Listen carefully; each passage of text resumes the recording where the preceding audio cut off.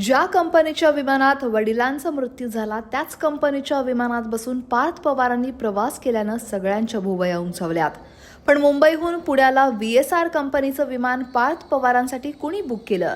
चुकीनं झालं की जाणून बुजून? पार्थ पवारांनी काय स्पष्टीकरण दिलं? जाणून घेऊयात सविस्तर. पुण्यात शरद पवारांनी कौटुंबिक स्नेहभोजनाचं आयोजन केलं होतं. सगळं कुटुंब यासाठी उपस्थित राहणार होतं. पार्थ पवारही शरद पवारांच्या मोदी बाग या निवासस्थानी पोहोचले आणि तेवढ्यात अंजली दमानिया यांनी एक ट्विट केलं. दमानियांनी एक्सवर एक प्रवाशांची यादी शेअर केली. 28 एप्रिलला मुंबई ते पुणे असा प्रवास करणाऱ्या या चार्टर्ड विमानामध्ये पार्थ पवार होते. दमानिया यांनी पोस्टमध्ये म्हटलंय की VSR कंपनीच्या विमान अपघातात 3 महिन्यापूर्वी वडिलांचा मृत्यू झाला. त्याच विमानात मुलगा जातो. त्या VSR कंपनीच्या चौकशीची मागणी करायचं सोडून त्याच विमानात पार्थ पवार निर्धास्तपणे जातो, असा सवाल अंजली दमानिया यांनी उपस्थित केला.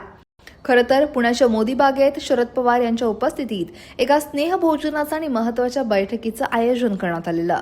या बैठकीला तातडीनं पोहोचण्यासाठी पार्थ पवारांनी मुंबई ते पुणे असा प्रवास केला.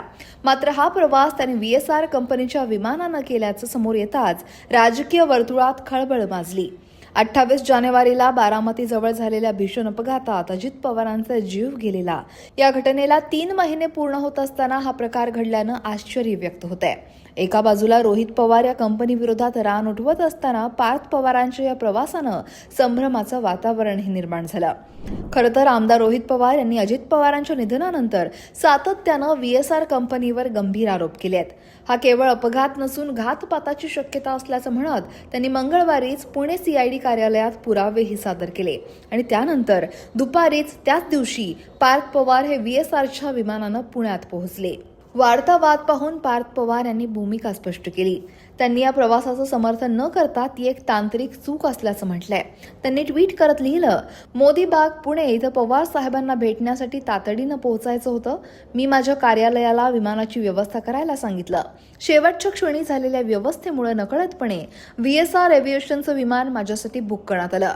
विमानतळावर पोहोचेपर्यंत आणि विमानापर्यंत जाईपर्यंत हे विमान VSR एव्हिएशनचं असल्याची मला कोणतीही कल्पना नव्हती. ही केवळ प्रशासकीय पातळीवरील चूक होती. याची मी गंभीर दखल घेतली आहे. संबंधित विमान बुक करणाऱ्या एजंटशी असलेला करार आम्ही तात्काळ रद्द करतोय. तसंच माझ्या कर्मचारी वर्गाला आणि सहकाऱ्यांना अशा प्रकारच्या चुका पुन्हा होऊ नयेत यासाठी अधिक सतर्क राहण्याच्या स्पष्ट सूचना दिल्यात, असं पार्थ पवार म्हणाले. VSR एव्हिएशनबाबत यापूर्वीची आमची भूमिका आजही कायम आहे. आमचा स्पष्ट विरोध आहे आणि पुढेही तशीच भूमिका राहील. यावरून निर्माण केला जाणारा वाद पूर्णपणे निराधार आहे, दिशाभूल करणार आहे आणि दुर्दैवी आहे. सत्य परिस्थिती समजून न घेता यावर राजकारण करण्याचा प्रयत्न योग्य नाही, असंही पार्थ पवार म्हणाले. खरं तर 28 जानेवारीला बारामती विमानतळाजवळ VSRचं विमान कोसळून अजित पवारांसह 5 जणांचा मृत्यू झाला. रोहित पवारांसह जय पवार यांनीही कंपनीच्या सुरक्षेवर प्रश्न उपस्थित केले होते. एका व्हिडिओमध्ये पायलटच्या सीटवर कंपनी मालकाचा मुलगा झोपलेला असल्याचा पुरावा सुद्धा जय पवारांनी दिला होता.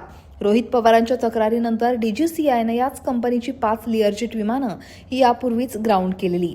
पण त्यामुळंच ज्या कंपनीच्या विमानात प्रवास करताना वडिलांचा अजित पवारांचा अपघाती मृत्यू झाला त्याच कंपनीच्या विमानातून पार्थ पवारांनी प्रवास केल्यानं चर्चेला उधाण आलं. या संपूर्ण प्रकाराविषयी आणि पार्थ पवारांच्या या प्रवासाविषयी तुम्हाला काय वाटतंय? कमेंट नक्की करा आणि लोकमत सबस्क्राईब करायला विसरू नका.